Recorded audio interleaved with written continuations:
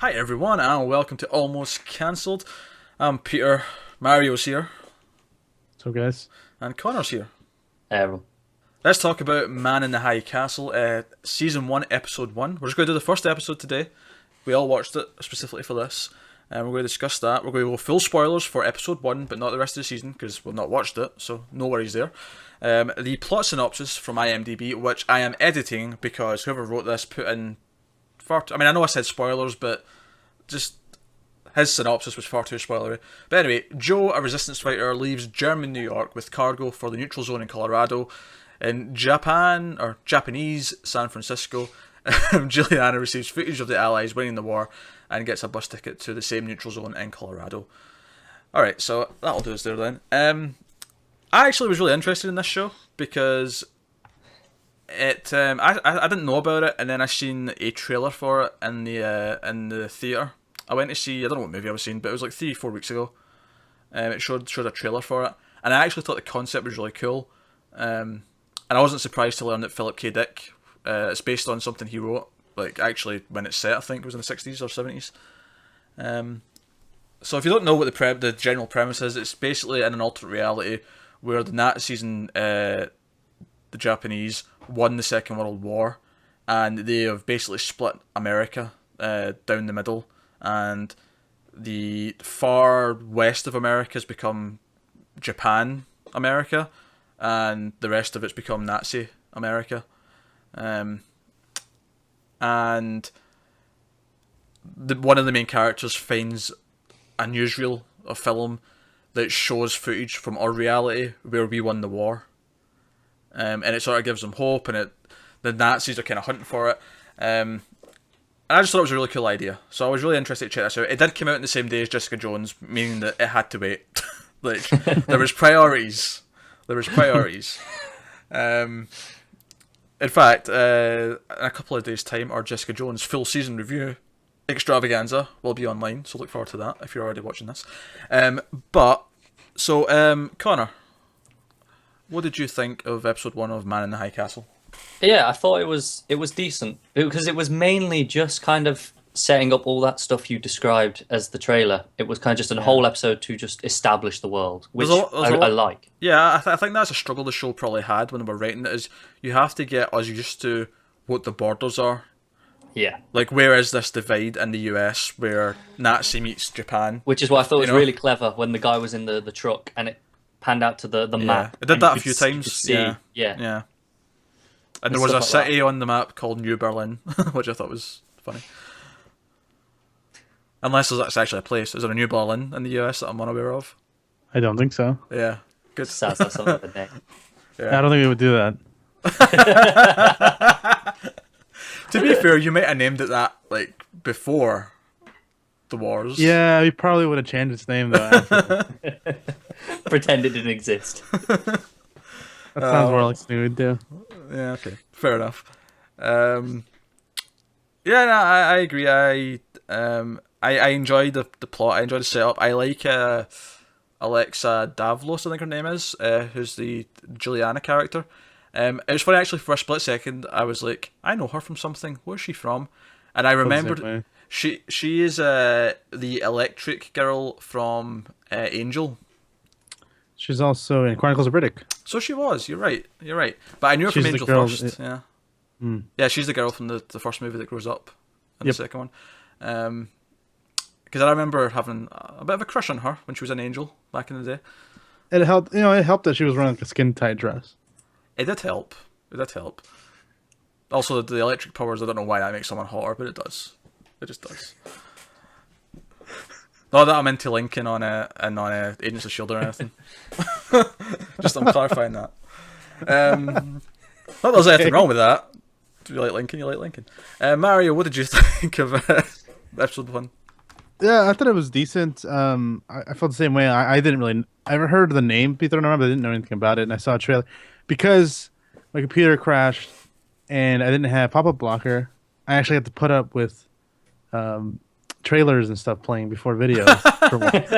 And one of these happened to be the trailer for the show.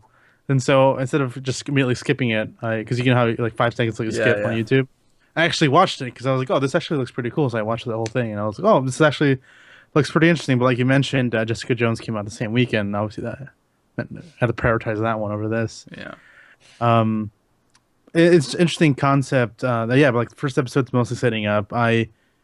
Only problem, like with most of these period pieces, I always have a problem because it always feels like there's a certain amount of emphasis on the period instead of it being similar to like what Whedon would do with like Buffy, where it's not really about the vampires and the demons and shit. This really is a teenage drama that happens to have whatever in it. Yeah, yeah. I would rather it be a drama that happens to be in this universe, but this doesn't. They rarely feel that way. Like I watched The Nick. I talked about that in one episode. And like anytime I watch any of these shows, they always feel like they emphasize too much. They spend too much time just trying to introduce you to, oh, this is the 80s. Oh, this is the 1860s. Oh, this is whatever time. And I feel like a lot of times you can do it within context, like setting up the borders and things like that. You don't really need to know that immediately. You can do that within the story if you focus more on the story. Yeah. But that being said, it's only the first episode, so it could change. It could get a lot better. But I did enjoy it. I just didn't think it was anything extremely impressive. I enjoyed it. I'm really liking the setup. I like where it's going, and what fills me with hope that it will be better is the fact that people who have reviewed the whole season are giving it really good marks. Like it's reviewing very well on the internet, which is a good little encouragement to give it a few more episodes, give it another chunk, and see how it develops. Which I think we are going to do. We're going to try and watch maybe up to episode 5 for next week and review the next batch. So you can look forward to that. But as far as any problems I had with it, a couple. One of them feels like an annoying thing to complain about, but honestly, some of the effects were pretty ropey. Right at the start, when the main character or one of the main characters goes out of the movie theater, he walks into, I think it's Times Square, or at least if it's not Times Square, it's like next to Times Square, like it's Times Square. Yeah, in New York. In 1962 in an alternate reality, right? So obviously they had to digitally do a lot of this, and it looks like he's walking in front of a green screen the entire time. You know why that is, right? Amazon spent all the money giving it to the new Top Gear stuff. I wouldn't be surprised. Yeah, that's potential. What they should have done was they should have had there was a lot of like retro cars in this. They should have had Jeremy Clarkson drive by in the background. That would have instantly upgraded it a whole like level. And don't tell me he would stand out of place in a Nazi controlled state, because he wouldn't. Although Hitler might not like him for his curly hair. Actually, I really like that bit when you see like old Hitler on TV. Oh yeah, they're talking about him having Alzheimer's or whatever. And they're talking about how things are going to get worse when he dies, which is kind of like a weird thing you wouldn't expect them to do. But I think it's a really interesting dynamics. Like, well, yeah, as horrible as he is, he's like, held the power. Yeah, like the Nazis in Japan are just going to go to war as soon as he's dead because he was the one keeping the peace, which is a really weird thing to think about, but it's an interesting dynamic. I also had a problem with how often they mentioned the war, because it's like 1962, so assuming it still ended in 1945, I don't know if it's specified, but I'm just going to assume it was around the same time.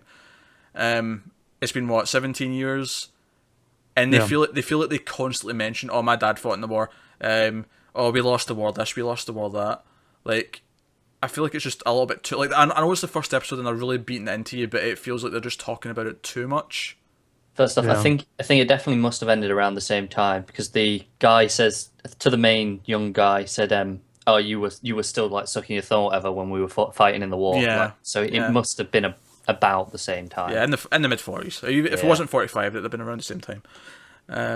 I just, for me, that was something that was sticking out to me as like first episode-itis, where they're hammering everything home like more and more times.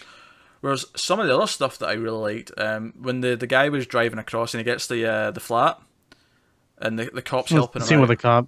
Yeah, I really like that scene, because when that ash stuff starts floating down, and he's like, "What's that?" Like he doesn't, and the cops like, "Oh, it's just a hospital. They're burning the mentally ill and the cripples," and I'm just like, that was a fucking dark tidbit just to throw it there.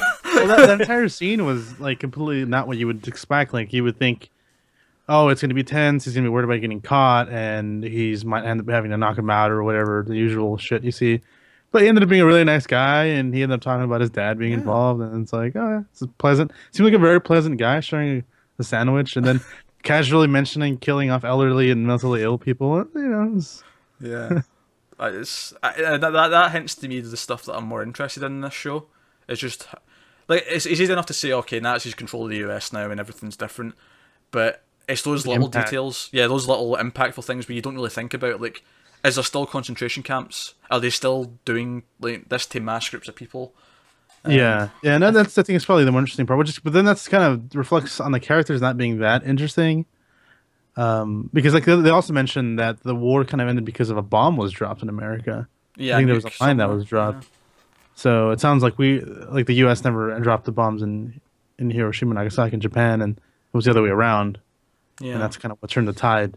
So those kind of things are interesting, just seeing and thinking about what would have happened, because essentially they're making Hitler here Fidel Castro in Cuba, where now he getting to an older age and seeing how the events that he took when he was a younger man or a younger man play out to when he gets old and all of that stuff. And that's actually pretty interesting, just thinking about how things would have progressed. But yeah, I mean the main character, the girl, I found her a little annoying.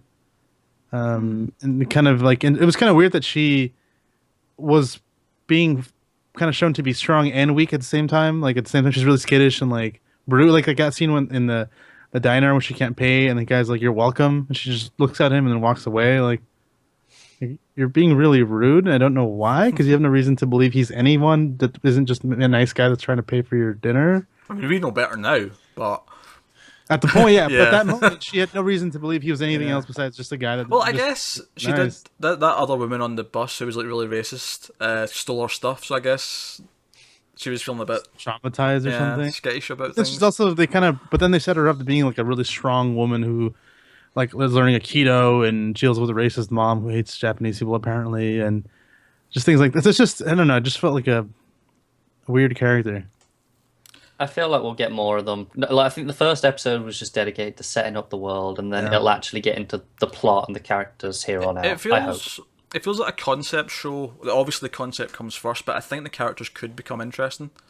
Because Yeah. the twist at the end, the guy who we think's been worried about getting caught the entire time is actually undercover as a Nazi, trying to like find the rest of this film. Because that's probably my favorite part of the whole thing is the fact that there was an element of science fiction in that they've found this film of our real world, Right. and the Nazis are hunting it because they don't want anyone to know about it.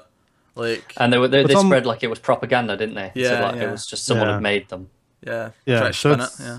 So it's the interesting thing is you got to have the question of, is there some way to the other side, or maybe this is the same place, but they're somehow found a way to alternate history, from the future or something. Like, what's causing this to happen? Yeah. Is it something they can change back, or is this just another place that they've Well, that's a been good to? question, actually. Yeah, is it just an alternate Earth from ours where something's happened differently, or is it our Earth but the Nazis somehow, like some neo-Nazi went back in time and like changed things, like Back to the Future Part 2 almost, and created Yeah. a new timeline? Like, well, I'd be interested to see where that goes. One of the things that the reviews of the whole season have mentioned how it's a nice sort of it's not overly science fiction, but there's that nice little like undertone of it the whole way through of and it comes up again and stuff. I'm definitely interested to see more of it. I think the first episode has some issues, but for the most part, I did enjoy it.